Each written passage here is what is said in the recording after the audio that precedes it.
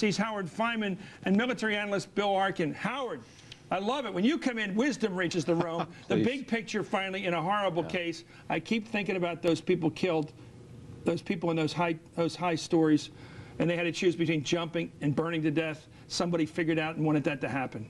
Chris, this is the worst we've ever had. Chris, there's been a lot of strong preaching and praying going on in this country over the last few days. I know. George Bush at a mosque, the church is filled overflowing, first night of the Jewish New Year tonight. I think people are searching for answers, both from politics, but beyond politics in their own souls. And we have something approaching a great awakening going on in this country. Have we got the right stuff?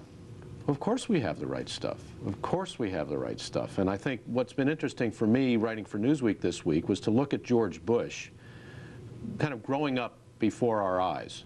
He is the classic baby boomer, late bloomer. Late bloomer. Late bloomer. By his own account.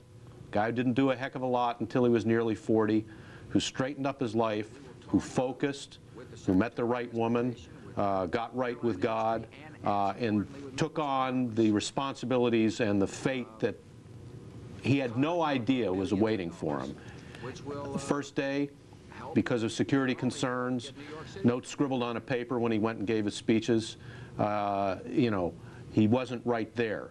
But you saw over the days, from that day to this, a guy meeting his responsibility and growing before our eyes. And I think that's true of our generation also, Chris. That's the other thing that's interested me here. You know, the boomers have lately become fascinated by the idea of service and sacrifice, but they've done it, as usual, vicariously through going to see Saving Private Ryan or whatever. I know. This is the real thing now. And we didn't enlist then, but we've all enlisted now because there's no place where people are not combatants. Is this guy Henry V we're looking at right now? Is this Shakespeare's Henry V? The man who messed around and drank too much when he was a kid but became a hero king when he got older? Well, I think that's required of him by the country. And having followed him for a number of years, I've watched him pass every test. Not always early, not always with an A+, but pass the night before exams. But pass every test in front of him. And we're talking about family here. You know, the Bush family, for better or worse, and I think for better, has woven itself into the history of this country over the last 50 years, from the grandfather to the father to this kid, now man. I couldn't help but thinking, watching him at National Cathedral the other day, that he was this boyish knight kind of growing up before our eyes. It was really fascinating. I saw his father crying afterwards and holding his hand. He was so proud of him. There's no doubt about that. But this is so complicated.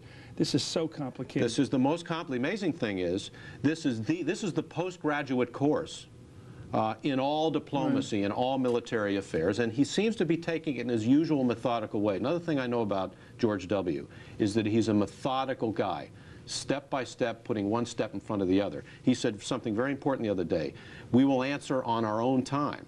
And I think the fact that he's so popular right now gives him plenty of breathing space to make the diplomatic and military preparatory moves he had to. The country now is kind of taking a breath, taking a breath in the churches, in the synagogues, in the mosques, getting our bearings for the next turn, which is the strike.